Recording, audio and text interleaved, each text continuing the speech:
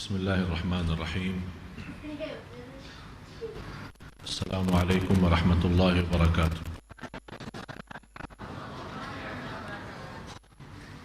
Alhamdulillahi rabbil alamin wa asyhadu an la ilaha illallah wahdahu la syarika lahu waliyus salihin wa asyhadu anna sayyidina Abdullahi wa rasuluhu shadiqul amin. Allahumma salli wa sallim wa barik ala sayyidina Muhammad wa ala alihi wa sahbihi wa man tabi'ahum bi ihsanin ila yaumiddin. Subhanaka la ilma lana illa ma 'allamtana innaka antal alimul hakim. Maha suci Allah, saya tidak memiliki ilmu apa-apa, hanya Subhanahu wa ta'ala. Para hadirin muslimin muslimat, mukminin mukminat yang dimuliakan Allah Subhanahu wa taala, mudah-mudahan majlis ilmu kita senantiasa diberkahi Allah Subhanahu wa taala dan semua belajaran kita sama-sama menjadi ilmu bermanfaat dan saksi baik bagi kita di dunia dan di akhirat. Ada sebenarnya ini permohonan 30 orang ini, Masya Allah. Tapi saya tidak sebutkan di sini, saya nanti sajalah sendiri ya. Cukup. Ya, minta bacakan Al-Fatihah, insyaallah kita nantilah khususan.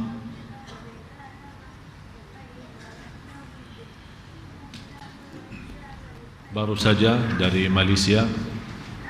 Alhamdulillah. Cukup istirahat panjang. 1 jam dalam 24 jam saya bisa tidur. Alhamdulillah. Ya, dapat 1 jam 24 jam bisa 1 jam tidur, alhamdulillah, syukur. Karena saya tahu dan yakin jamaah menunggu, jadi saya langsung datang kemari. Apalagi kesempatan saat turunnya hujan ini yang Masya Allah berkah. Sekarang Indonesia lagi musim hujan. Ini kesempatan bagi kita semua berbanyak doa. Karena salah satu waktu terkabul doa kita saat turunnya hujan. Jadi Bapak Ibu lagi naik kereta, naik kendaraan kita, mobil kita, kemana saja, selalu berdoa. Dan kalau mau berdoa tidak wajib wudu. Kalau mau berdoa tidak harus menghadapi kiblah. Kalau mau berdoa tidak harus mengangkat tangan. Jadi tanpa mengangkat tangan boleh berdoa. Ya, ada mungkin kalau lagi setir mobil kita mau angkat tangan, ya nabrak orang. Jadi cukup kita megang tetap setir mobil kita, terus kita berdoa. Maksud saya jamaah sekalian, kita orang mukmin Allah berikan kelebihan, banyak nikmat. Oleh karena itu orang mukmin yang cerdas yang selalu menggunakan kesempatan seperti ini, jangan jadi sia-sia. Orang salih dalam sejarah kalau ada kesempatan terkabul doa antara azan dan iqamah, dia tidak mau habiskan waktu berbicara sama siapa-siapa, karena dia tahu antara azan dan iqamah tempatnya terkabul doa. Saat turunnya hujan waktunya terkabul doa. Waktu kita berjalanan jauh musafir, saatnya terkabul doa. Jadi saya mohon kesempatan yang seperti ini, banyak manusia yang lalai. Oleh karena itu jangan kita menjadi orang manusia yang lalai di saat terkabul doa kita. Apalagi pas turunnya hujan, kita tidak tahu kapan Allah terima doa kita, kapan Allah kabulkan hajat kita. Dan saya yakin semua punya masalah. Semua punya masalah. Kalau saya minta yang tidak punya masalah angkat tangan, tidak ada yang mau angkat tangan. Semua punya masalah. Masalah lahir, masalah batin, masalah dunia, masalah akhirat. Kalau bukan masalah diri sendiri, ya masalah anak, masalah cucu, masalah keluarga, masalah umat. Apalagi saudara kita di Palestina. Ini membuat kita juga punya masalah. Biarpun kita punya kehidupan yang istimewa, semuanya lancar, tidak punya masalah dalam kehidupan pribadi, rumah tangga Masya Allah mulia, anak salih salihah, cucu salih salihah. Saudara kita di Palestina punya masalah, kita sebagai orang Muslim mesti punya masalah. Itu ada rasa berduli. Rasulullah SAW bersabda, al-mu'minuna kal-bunyan. Orang mukmin bersama mukmin yang lain seperti bangunan. Jadi kalau di mana orang sakit, ya kita semua sebagai orang mukmin tunjukkan rasa berduli, walaupun tidak bisa berbuat apa-apa. Ya kita bukan orang yang pemimpin yang memiliki keputusan, kita bukan orang yang mampu mau bergerak jihad fisabilillah pergi ke sana. Banyak halangan yang buat kita pribadi, tapi tidak ada yang mampu menghalangi kita soal doa. Tidak ada yang mampu menghalangi kita soal rasa. Kita ada rasa sedih, ada rasa sakit. Tak ada yang boleh menekan kita, tidak boleh rasa sakit, tidak boleh peduli. Ya kita sebagai orang mukmin mesti peduli terhadap saudara kita. Dan jamaah sekalian, harus kita fahami kondisi keadaan yang terjadi di negara Palestina tidak akan berubah selama umat Islam belum berubah. Jangan harap, biarkan jutaan umat, bukan hanya jutaan, miliaran umat semua berdoa kepada Allah, tidak akan berubah. Karena biarkan kita setiap berceramah, setiap majlis ta'lim, kita membacakan Al-Fatihah untuk saudara kita di Gaza dan di Palestina, jangan harap berubah. Biar ini usaha kita tetap mendoakan, tapi tidak akan berubah. Kenapa? Karena belum ada perubahan kondisi umat Islam semua. Kita sendiri belum ada perubahan. Kita lihat kehidupan kita sehari-hari, jauh daripada Allah. Berapa banyak umat Islam yang tidur salat subuhnya, berapa umat Islam yang tidak salat, berapa. Ini masalah. Allah tahu, melihat kondisi keadaan ini. Sepanjang sejarah saya mendapatkan pelajaran kapan Palestina kuat dan saudara Palestina tidak berani diserangi oleh Yahudi. Sepanjang sejarah saat umat Islam kuat, orang Yahudi tidak berani masuk di sana. Kapan mereka masuk? Pas umat Islam lagi pecah, saling caci maki, saling menyiasatkan, saling membedahkan. Ustaz belajar di Arab Saudi beda sama ustaz belajar di Mesir, beda sama ustaz belajar di Yaman. Akhirnya ribut-ribut antara ustaz. Akibatnya yang jadi kurban rakyat dan masyarakat. Salah satu kurban kita Masjidul Aqsa. Ini semua saya mengambil pelajaran. Apapun yang terjadi di negara Palestina, apalagi di kota Gaza, ini semua tergantung kondisi umat Islam. Umat Islam bersatu, kuat, betul-betul berduli agama, mengutamakan Allah. Allah urus Palestina, bukan kita yang urus. Begitu kita umat lemah, kembali dikuasai oleh Yahudi. Dan sepanjang sejarah sudah terbukti itu. Dan insyaAllah nanti kita akan dalam ciri-ciri dan tanda-tanda hari kiamat, kita akan masuk dalam sejarah Palestina, kemudian Yahudi. Dan mudah-mudahan kalau ada waktu, kalau kita sudah habis selesai tanda-tanda hari kiamat, kita akan khususkan waktu mempelajari sejarah Yahudi yang Allah sebutkan dalam Al-Quran, supaya kita tahu Yahudi itu siapa. Mereka ini bukan sembarangan hanya sebatas musuh, tapi mereka betul-betul merasa diri adalah pilihan Allah, dan dia yang dinamakan dirinya manusia yang sejati, manusia yang suci. Dan selain mereka selain Yahudi, mereka menganggap semua manusia sama dengan binatang, tidak ada beda. Itu prinsip orang Yahudi. Tidak dianggap ada manusia, dan dianggap manusia semua yang ada di bumi ini tidak punya hak sama sekali untuk hidup sebagai manusia. Malah binatang lebih dimuliakan oleh orang Yahudi. Dan itulah prinsip mereka, dan mereka berjuang sambil menghabiskan. Tapi sunnatullah tetap akan berjalan, aturan Allah dan sistemnya akan berjalan.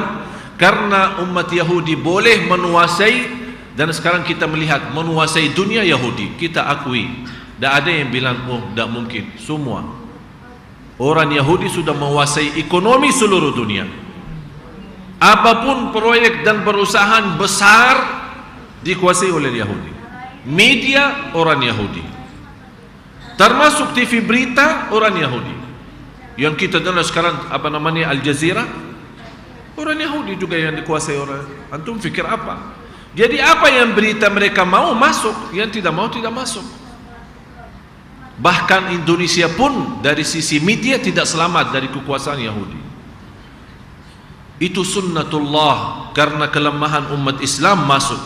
Tapi nanti ada satu saat yang menjadi salah satu ciri hari kiamat, akan terjadi perang besar antara umat Islam sama Yahudi. Dan umat Islam akan mampu menghabiskan semua Yahudi yang ada di bumi. Tapi sebelum terjadi perang itu, pasti ada proses awal. Apa proses awal? Umat Islam kembali ramai masjid, umat Islam kembali muliakan agama, umat Islam kembali bersatu. Disitulah mulai sama lama-lama akhirnya mereka umat Islam kembali menguasai dunia sebagaimana di zaman Rasul dan sahabat. Itu insyaAllah nanti menjadi ciri. Jadi mohon insyaAllah semakin depan akan banyak ya, istilahnya apa ya, seru ya. Jadi semakin depan ya, banyak belajaran yang akan kita dapatkan. Banyak insya-Allah, walaupun kita melihat kondisi sekarang membuat kita sebagai umat Islam ada malah yang putus asa. Kenapa Allah tidak bantu Palestina? Kenapa Allah tidak menolongkan saudara kita di Gaza? Jangan berkata kenapa, karena tidak boleh kita berkata kepada Allah kenapa. Karena Allah yang punya aturan dan Allah Maha tahu mana yang terbaik. Tapi ini semua proses sebenarnya untuk kita umat Islam supaya sadar. Tapi umat Islam belum mau sadar. Dan Allah sudah berjanji, kalau anda ingin ada perubahan di muka bumi, innallaha la yughayyiru ma biqaumin hatta yughayyiru ma bi anfusihim. Kita rubah diri menjadi orang ikhlas, orang saling memaafkan, saling mencintai, saling berjuang untuk agama semampu kita. Fattaqullaha mastata'tum, la yukallifullahu nafsan illa wus'aha. Saling kasih sayang, menjadi contoh membawa Islam. Wa ma arsalnaka illa rahmatan lil alamin. Soal kekuasaan, aturan Allah bukan aturan kita. Sekarang orang umat Islam yang baru belajar, dia baru semangat. Begitu dia mengetahui hakikatnya Islam, semestinya Islam yang menguasai bumi, dan dia menggerakkan alasannya mewujudkan hukum Islam di muka bumi. Itu bukan tugas kita. Malah ulama berkata, jadikan Islam, wujudkan Islam dalam hatimu, akan Allah letakkan hukum Islam di bumi. Wujudkan Islam dalam hatimu, akan Allah letakkan Islam di muka bumi. Bukan tugas kita meletakkan Islam di bumi, tapi tugas kita meletakkan Islam dalam diri kita. Ini tugas kita. Soal bumi, tugas Allah. Allah sudah berjanji, wa'adallahu alladhina amanu minkum wa 'amilus salihat. Surat An-Nur 53. Wa'adallahu alladhina amanu minkum wa 'amilus salihat la yastakhlifannahum fil ard kama istakhlafa alladhina min ba'dihim wa la yumakkinanna lahum dinahum alladhi irtada lahum wa la yubaddilannahum min ba'di khawfihim amna ya'budunani la yushrikuna bi syai'a wa man kafara ba'da dhalika fa ulaikumul fasiqun. Cuba kalau kita perhatiin, tadi 50 surat An-Nur tadi. Astaghfirullah. Terus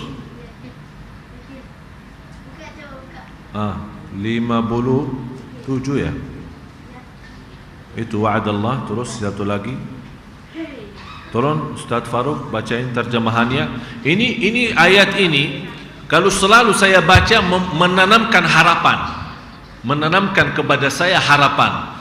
Dan saya mohon ayat ini tolong menanamkan kepada kita semua harapan. Apapun yang terjadi terhadap umat Islam di Palestina, di mana-mana, jangan putus asa.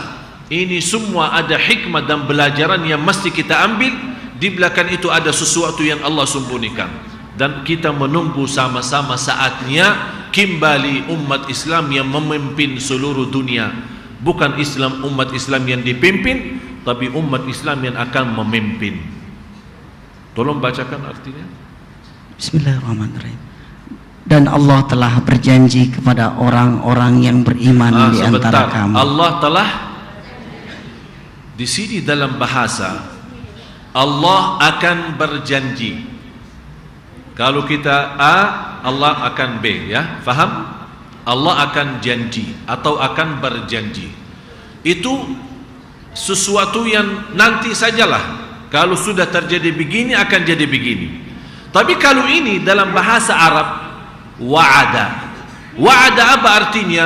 Janjian Allah sudah lalu. Allah telah berjanji, dan kita sama-sama karena iman kepada Allah dan percaya innallaha la yukhliful, Allah tidak mungkin mengingkari janji. Kita baca, Allah telah berjanji, bukan akan berjanji, tapi sudah Allah berjanji. Untuk apa?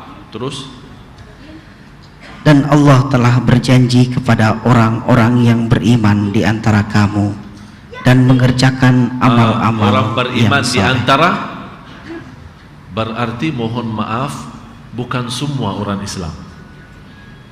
Allah di sini telah berjanji kepada orang-orang yang beriman di antara.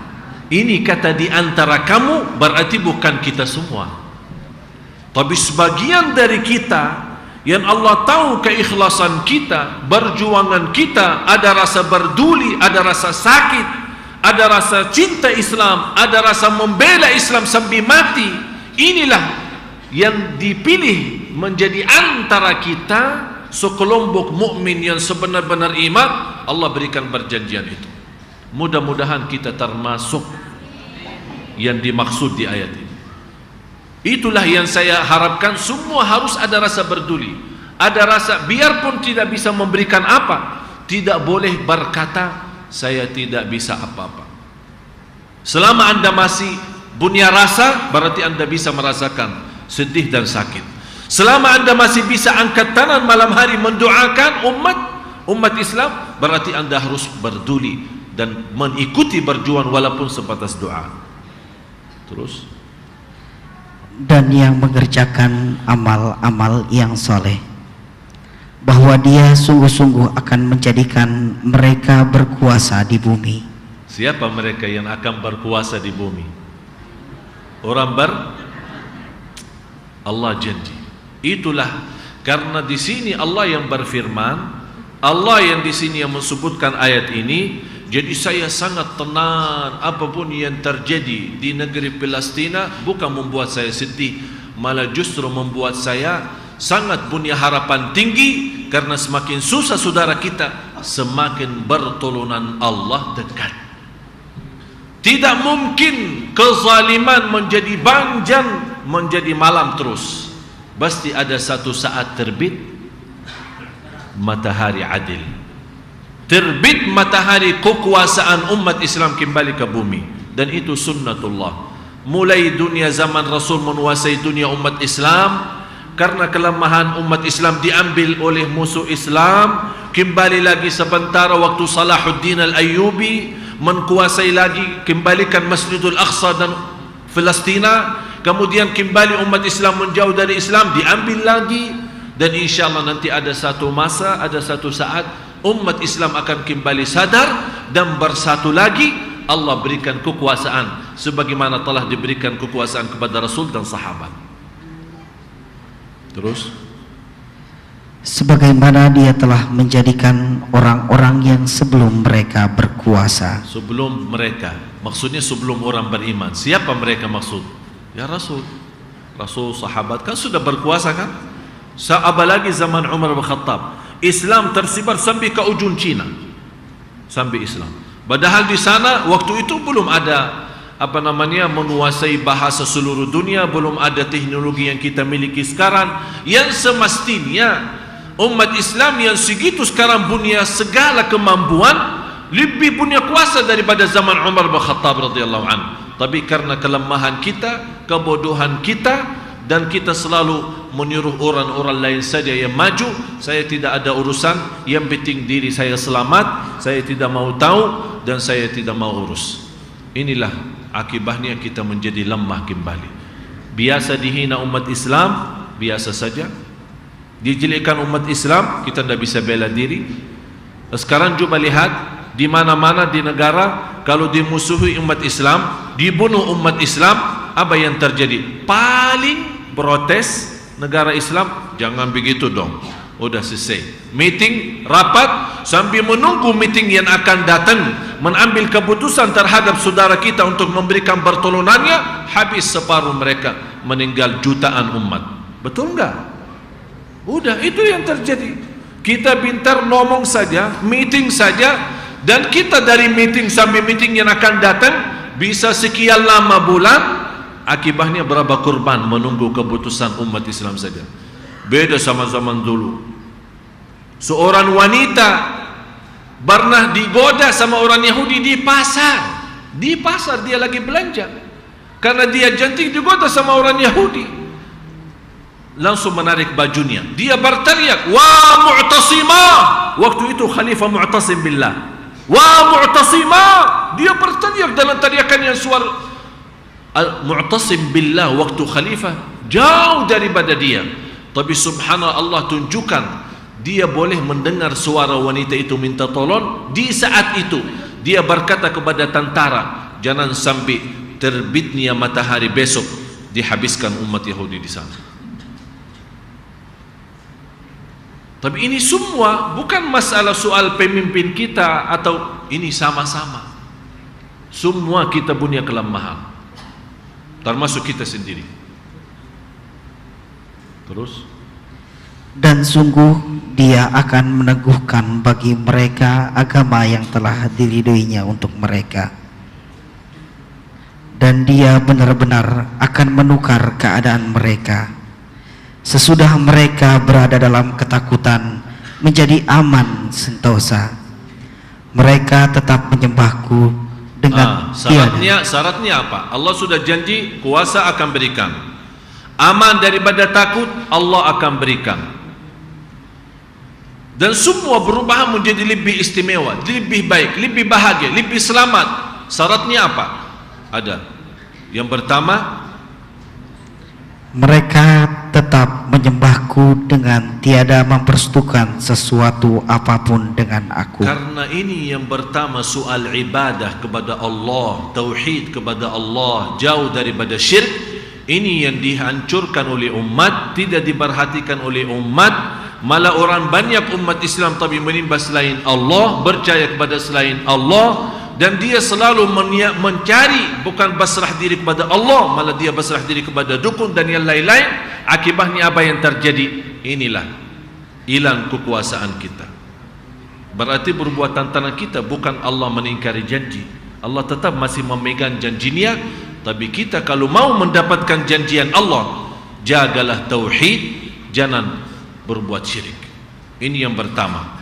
Terus yang kedua, dan barang siapa yang tetap kafir sesudah janji itu, maka mereka itulah orang-orang yang fasik. Ya terserah, kalau memang anda tidak percaya soal janji Allah dan masih berkufur kepada Allah, yang siapa yang fasik dan siapa yang rugi? Ya kita. Terus yang kedua,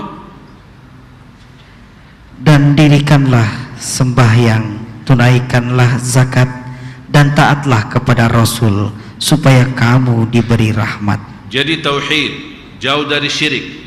Yang ketiga, mendirikan salat, bayar zakat.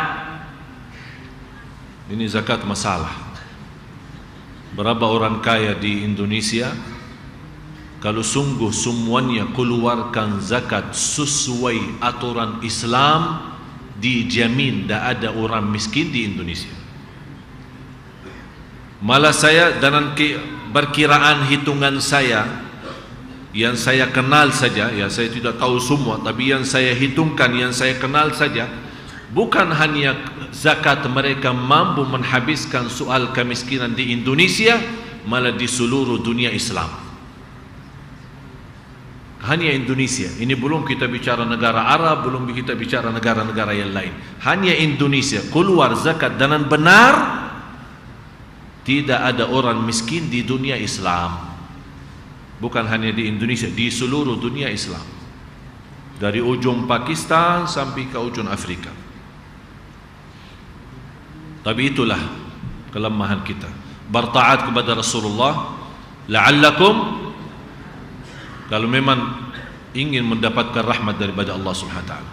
Terus, janganlah kamu kira bahwa orang-orang yang kafir itu dapat melemahkan Allah dari mengazab mereka di bumi ini. bagi Allah Subhanahu wa taala mampu. Kun fayakun, habis orang kafir semua yang ada di bumi.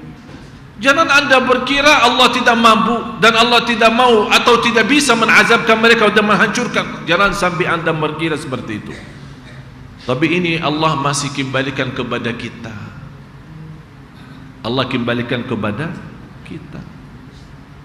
Kalau soal kuasaan Allah, Allah bisa. Kun fayakun, habis semua orang kafir yang ada di muka bumi. Karena Allah tidak senang kufur. Dan nanti di salah satu tanda hari kiamat akan datang satu zaman tidak ada di muka bumi yang berkufur. Semua 100% di seluruh muka bumi bersaksi kalimat syahadat. Itu sunnatullah akan kembali. Wal aqibatu lil muttaqin. Habis itu mulai kurang lagi sampai tidak ada, akan datang satu zaman tidak ada di muka bumi yang beribadah kepada Allah. Habis sudah. Ini sudah di ujung-ujung sebelum peristiwa kiamat. Sampai di saat itu sudah tidak ada yang di atas muka bumi yang berkata Allah, Allah, Allah. Tidak ada lagi, sudah habis. Semua orang Islam habis. Disitulah mulai hancurkan Al-Ka'bah. Nanti dihancurkan batu-batu Al-Ka'bah itu, tidak ada Ka'bah lagi. Masjid Nabawi Madinah yang segitu megah dan mewah akan menjadi sepi, yang tempati hanya anjing-anjing dan binatang. Ini semua akan sudah di ujung-ujung, na'udzubillah. Yang kata Rasulullah, la taqumu as-sa'a illa ala syiraril khalq. Tidak akan terjadi hari kiamat kecuali atas orang yang sejelek-jelek manusia. Sudah tidak ada lagi orang baik. Itu sudah beristiwa hari kiamat di saat itu. Baru tiupan yang insyaallah kita nanti akan bahas. Tapi mohon ayat ini tolong simpan. Surat An-Nur dari ayat 55 sampai ayat 57. Tolong, inilah yang membaharui harapan kita. Jangan putus asa, semuanya akan kembali baik. Tapi sebelum itu kembali baik, harus kita bunya juga tanam di situ. Harus kita semua bunya tanam di situ. Bunya sesuatu di situ untuk umat Islam dan umat Nabi Muhammad sallallahu alaihi wasallam. Gara-gara Palestina kita keluar dari tema kita. Tapi insyaallah bermanfaat ya. Karena memang sebenarnya tidak keluar secara total ya, tapi masihlah berputar ya, tawaf.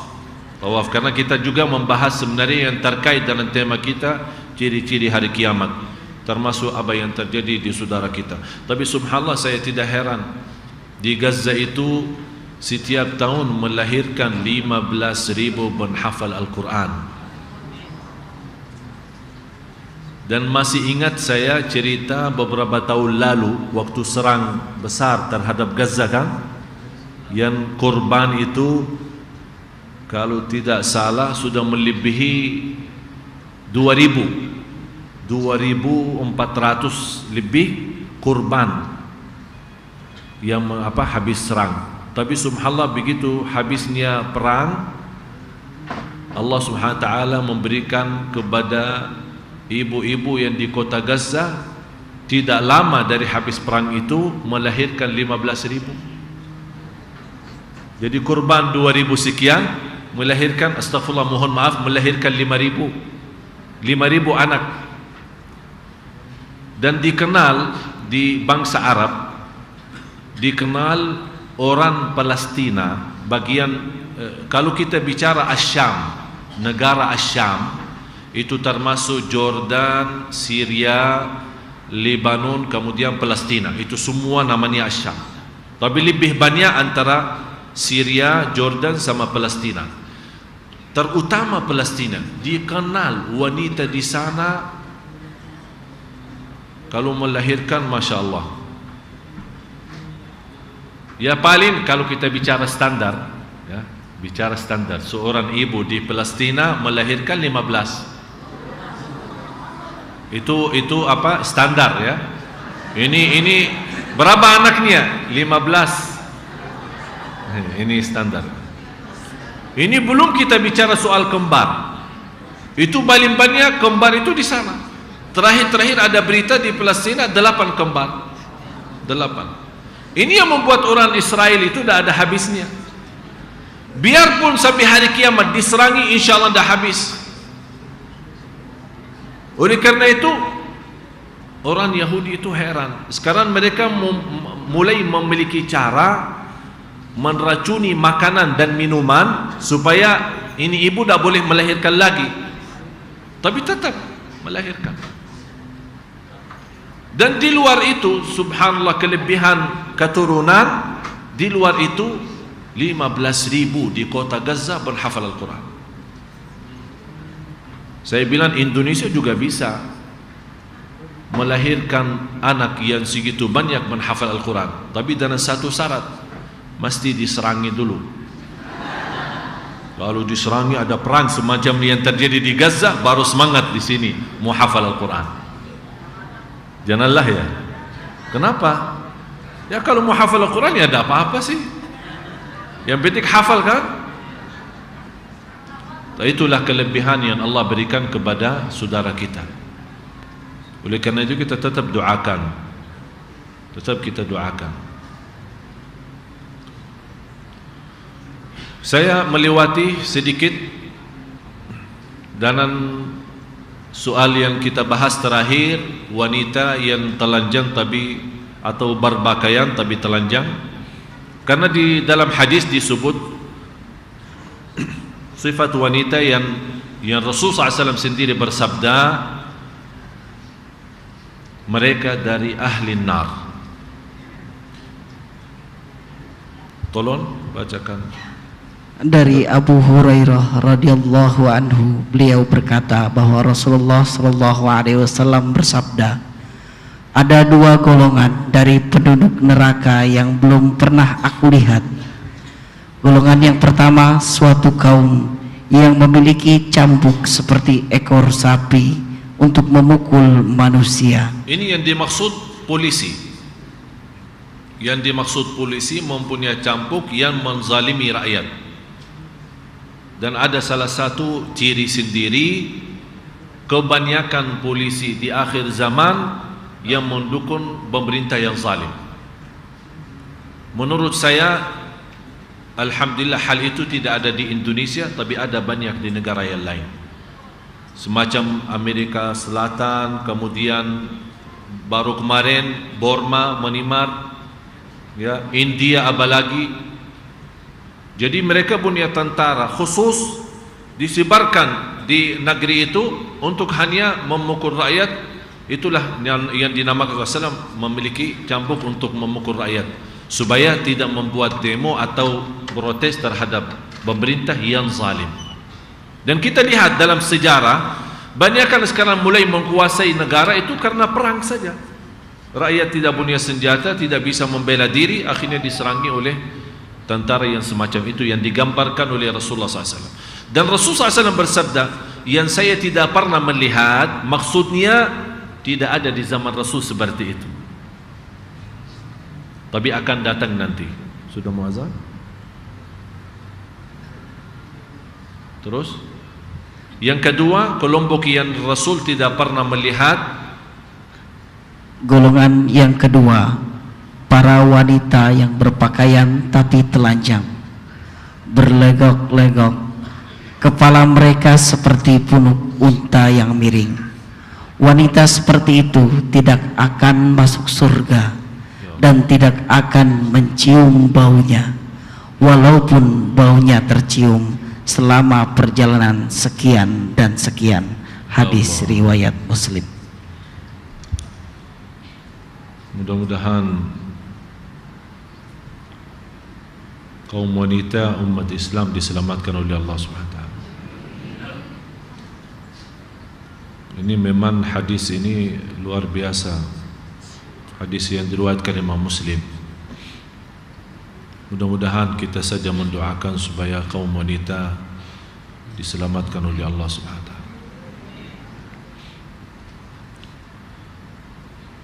Bertanya bagaimana gambaran pakaian wanita. Kita sudah jelaskan yang dimaksud wanita yang berpakaian tapi telanjang. Yang pertama,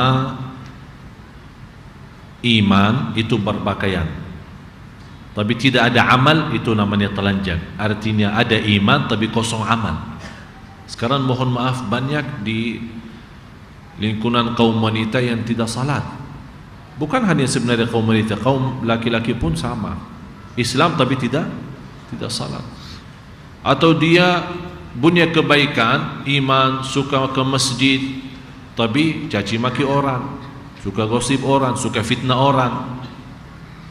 Itulah yang namanya punya iman, namanya berpakaian tapi kosong amal, kosong kebaikan. Yang dimaksud juga wanita yang berpakaian tapi telanjang adalah berpakaian tapi untuk pakaiannya itu menggambarkan badannya, ya, tipis atau kelihatan badannya tidak ketat, termasuk juga berpakaian ketat. Itu termasuk juga dalam ancaman ini. Tolong gambar.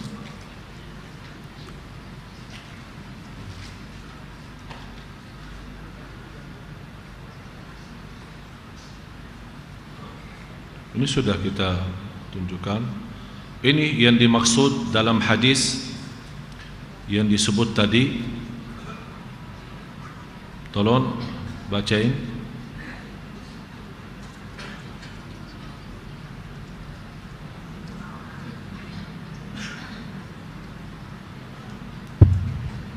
Kepala mereka seperti punuk unta yang miring.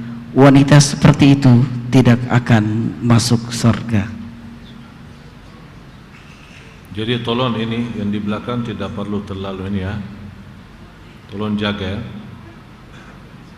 Sudah jelas gambarnya? Ya, tolong coba periksa kepala ke belakang. Beres? Tidak ada, ya? Aman, ya? Aman, alhamdulillah kalau aman. Malah kita lihat sekarang yang suka mengikat malah ke atas lagi. Jadi ini unta tidak perlu bagi miring, sudah ke atas langsung unta ini beneran, ya. Atau dia mengikatkan hanya bagian kepala, jadi lehernya ini semua kelihatan, dari bagian leher sampai ke bawah kelihatan. Jadi hanya berjilbab, hanya bagian kepala, di luar belum ada perhiasan apa macam-macam. Penaruh dalam apa, ikuti modern saja. Orang berfikir jilbab itu hanya menutupi rambut kepala, padahal jilbab itu adalah menutupi segala aurat yang menarik perhatian. Jadi mohon maaf ibu-ibu terutama yang saya cinta, yang saya sayangi. Saya membawa gambar ini bukan saya mau tunjukkan siapa di antara ibu-ibu yang termasuk. Saya tidak bermaksud apa, tapi saya sayang.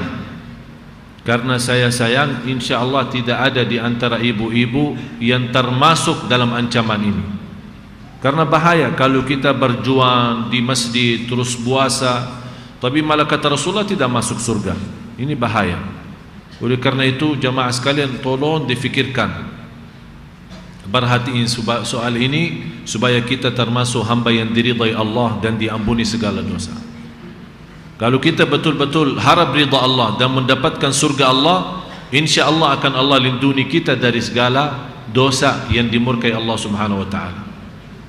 Tolong perhatiin, ini khususnya, ini khusus gambar ini karena disebut dalam hadis, tersebut dalam hadis.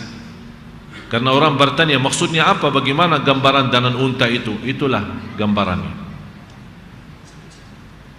Terus sudah kita lihat.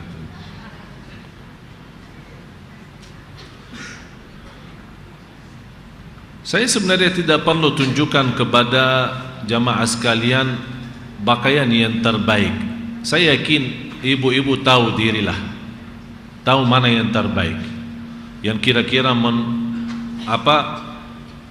meridai Allah Subhanahu wa taala, menjauh dari kemurkaan. Jadi orang pun kalau lihat menghormati sebagai ibu, sebagai kaum wanita, karena Islam juga menanjurkan kita kaum laki-laki membanggakan dan memuliakan kaum wanita. Tapi mohon maaf sebagian, tapi insya-Allah bukan sebagian besar, sebagian kecil, dan saya selalu mendoakan walaupun sebagian kecil belum tahu diri sebagai wanita yang terhormat, mudah-mudahan kita selalu mendoakan, ya Allah bukakanlah hati wanita yang belum tahu diri, bukakanlah hati wanita yang belum tahu. Kita doakan hidayah, karena wanita itu di antara wanita termasuk ibu kita sendiri, termasuk istri kita, termasuk adik kita yang perempuan, saudara kita yang perempuan. Oleh karena itu mohon terutama bapak-bapak, kalau melihat wanita seperti itu jangan langsung menghukumkan dia masuk neraka atau menjelekkan apa, atau tidak. Kalau mau nasihatin tapi tambah menyakiti hati, nasihatin dan mendoakan. Ini persoalan banyak para da'i, suka menasihati orang tapi dia lupa mendoakan. Karena menasihati baru satu hidayah, menasihati orang itu baru satu hidayah, namanya hidayah irsyad, namanya hidayah irsyad. Tapi kalau hidayah taufik itu tugas siapa? Dari siapa? Dari Allah. Jadi saat kita beritahu namanya hidayah irsyad, itu tugas kita, nasihatin bil hikmah, lemah lembut, kasih sayang. Begitu dia sudah kita beritahu dan nasihat baik, kita angkat tangan, ya Allah bukalah hatinya. Karena hidayah irsyad sudah dari kita, tinggal hidayah taufik dari Allah. Ihdinas siratal mustaqim. Dan begitu cara Nabi kita, Nabi Muhammad SAW. Saya sering melihat para da'i di media, di luar media, berdakwah di kampung atau di acara tabligh akbar, sampai dia mendakwahkan semua orang masalah salat dan yang lain-lain. Tapi begitu selesai, dia lupa selepas acara bukan hanya mendoakan di depan mereka, tidak. Yang saya maksud, doakan mereka nanti pas lagi anda sendirian salat. Ya Allah, semua yang saya nasihati di acara tabligh tadi, tabligh akbar tadi, ya Allah bukalah hati mereka, hidayahkan, ihdinas siratal mustaqim. Itulah prinsip Rasulullah SAW. Termasuk Rasul yang dimusuhi oleh mereka, apa jawaban Rasulullah SAW? Allahumma hdi qaumi fa innahum la ya'lamun. Ya Allah berilah hidayah kepada kaumku karena mereka belum tahu. Wa ma arsalnaka illa rahmatan lil alamin. Jadi mohon diperhatikan persoalan ini. Terus yang ke-12 saya akhiri satu ini, nanti kita akan lanjut yang seterusnya. Banyak sebenarnya bahasan yang sudah kita hadapi sekarang, soal riba, soal kebodohan agama kita, pengertian agama, kemudian soal perzinahan, na'udzubillah, dan yang lain-lain, insyaAllah akan menjadi bahasan kita di pertemuan yang akan datang. Salah satu ciri yang sudah lalu adalah akan kita atau umat Islam sudah berperang dengan Ajam. Ajam yang dimaksud bukan Arab. Ajam yang dimaksud bukan Arab, karena jenis manusia dua, ada Arab, ada Ajam. Yang dimaksud Ajam adalah yang bukan Arab. Dan Nabi Muhammad sallallahu alaihi wasallam diutuskan menjadi nabi al-Arab wal Ajam. Kalau kita baca, Bapak Ibu kalau ingat pas kita lagi baca maulid atau salawat, Kan di antara yang kita baca, Nabi kita menjadi Nabi ilal ujmi wal arabi, kepada ajam dan Arab. Yang dimaksud ajam yang kaum-kaum non-Arab. Dan Nabi Muhammad SAW diutuskan menjadi Nabi untuk seluruh manusia. Bangsa apa, dari mana, tidak dibedakan. Semua dakwah Nabi Muhammad SAW beda sama Nabi-Nabi yang sebelumnya. Kalau Nabi yang sebelumnya Allah utuskan mereka kepada kaum tertentu. Nabi Isa punya kaum tertentu atau suku tertentu. Nabi Musa macam itu dah. Nabi Musa alaihissalam kepada Bani Israel yang sekarang Yahudi. Dan saya selalu berkata, saya tidak senang memanggil mereka Israel, karena mereka memang bangga dipanggil Israel karena nama kakeknya mereka adalah Nabi Yaqub alaihissalam. Nabi Yaqub bernama Israel. Malah kewajiban kita memanggil mereka Yahudi, karena kata Yahudi di dalam Al-Quran selalu terbawa kata Yahudi dengan kata yang negatif, artinya kata yang tidak disukai oleh mereka sendiri. Tapi kalau Israel malah mereka bangga. Oleh karena itu selalu kita jangan lupa Yahudi, atau istilah lain Sahaina. Sahaina maksudnya ya kejahatan orang Yahudi, menjahat dari antara orang Yahudi. Tolong bacakan artinya dan kita tutupi. Dari Abu Hurairah radhiyallahu anhu bahwa Rasulullah sallallahu alaihi wasallam bersabda, tidak akan terjadi hari kiamat sampai kalian memerangi bangsa Huz dan bangsa Karman dari kalangan Azam, bermuka merah, berhidung-hidung pesek, bermata sipit, wajah-wajah mereka bagaikan tameng yang dilapisi kulit, dan sendal-sendal mereka terbuat dari bulu. Hadis riwayat Imam Bukhari. Ini sebenarnya perang ini sudah terjadi di tahun 600-an 700-an Hijriyah. Berarti kurang lebih daripada 800 tahun lalu.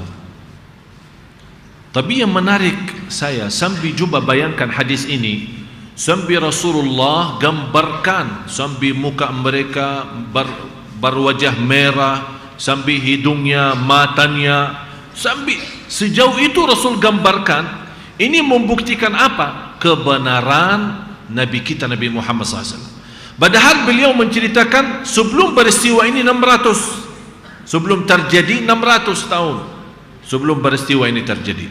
Berarti kalau Nabi kita menceritakan sesuatu yang belum terjadi 600 tahun kemudian baru terjadi, bukan berarti Rasul tahu ilmu gaib. Jangan salah faham. Rasul tidak tahu ilmu gaib, karena ilmu gaib hak Allah sendiri.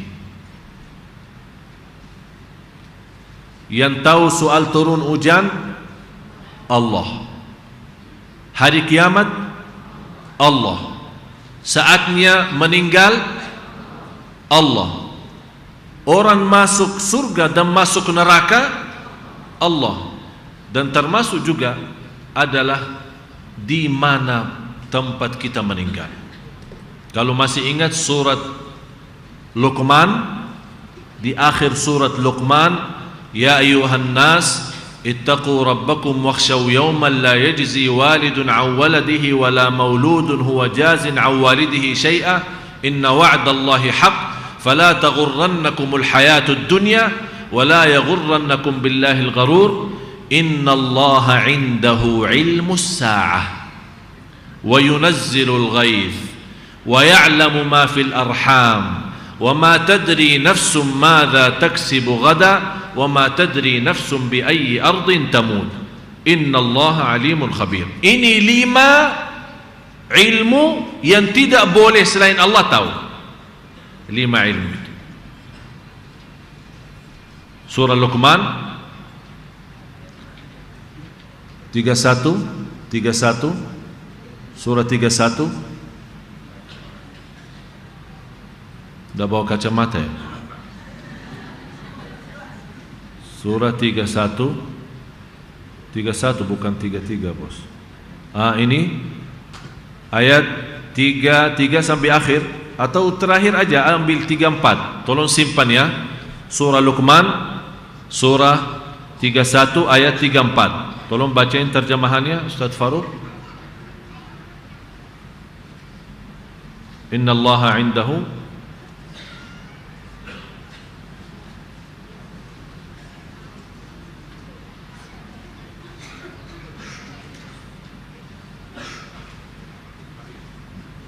itu pakai mic ya. Berdiri sebentar, ini layarnya saya pindahin.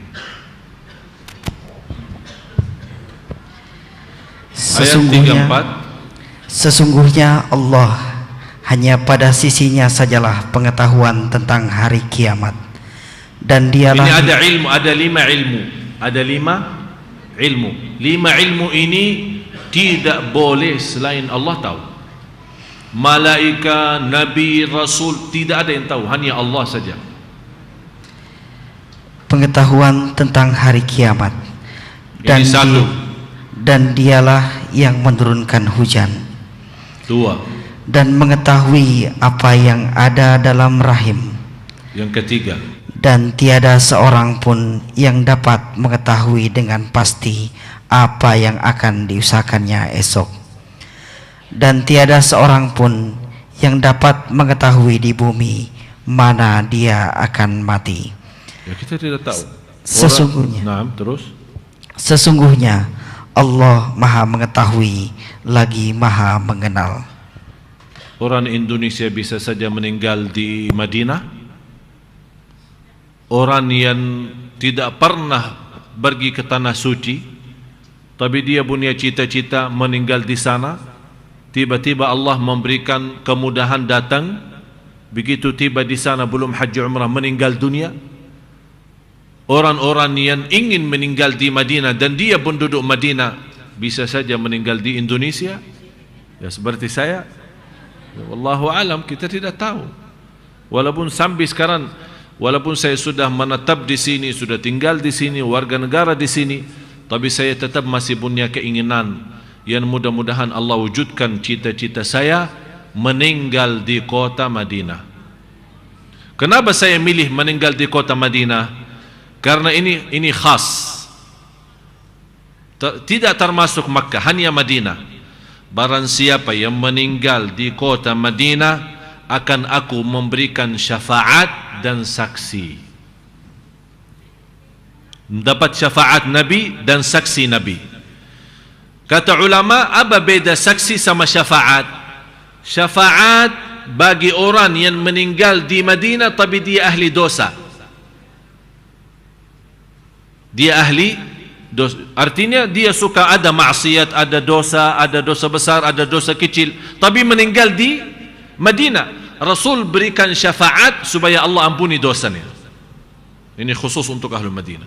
Tapi yang jadi saksi bagi siapa? Bagi orang salih, ahli tauhid, yang mereka tidak pernah berbuat syirik kepada Allah. Rasul juga jadi saksi bagi mereka. Ya Allah, ini orang meninggal di Madinah, saya saksi dia ahli tauhid, Allah ampuni dan masukkan surga. Itulah cita-cita saya, alasannya mau meninggal. Dan semestinya anda semua punya keinginan yang sama. Biarpun anda orang sini, biarpun bagaimana tidak pernah terbayang bisa ke Madinah, seperti Umar bin Al-Khattab radhiyallahu anhu pernah berdoa, ya Allah, mautan syahadatan fi sabilik wa mitatan fi baladi rasulik. Dia minta dua. Itu selalu doanya beliau. Ya Allah, aku minta mati syahid. Saya minta mati syahid. Yang kedua, saya minta mati di Madinah. Ada sahabat yang lain, oh enak-enak Umar bin Khattab kok mau mati syahid dan di Madinah. Padahal perang-perang itu waktu di zaman beliau tidak ada di Madinah. Semuanya jauh-jauh di ujung batasan Cina sama di mana-mana, Farisia, Syria dan di sana terus. Kalau mau mati syahid ya harus ke sana ikut perang. Dia bilang bukan urusan saya, itu doa saya, ya urusan Allah. Bagaimana bisa terwujud mati syahid dan tetap di kota Madinah? Subhanallah, karena dia jujur doanya, ikhlas dalam permohonannya, Allah kabulkan. Memang ternyata mati syahid, padahal bukan perang. Di Madinah kok bisa mati syahid? Ya pas dia lagi salat subuh dibunuh sama Abu Lu'lu' al-Majusi. Itu kan syahid. Dia lagi salat, kemudian dikuburkan di kota Madinah sesuai keinginannya beliau. Oleh karena itu, kalau anda merasa soal mati syahid terlalu jauh, boleh saja cukuplah kita bilang, ya Allah, saya ingin mati di kota Madinah supaya dapat syafaat Nabi Muhammad sallallahu alaihi wasallam. تعرفنا بأننا اقترفنا وأننا أصرفنا على رضا أشرفنا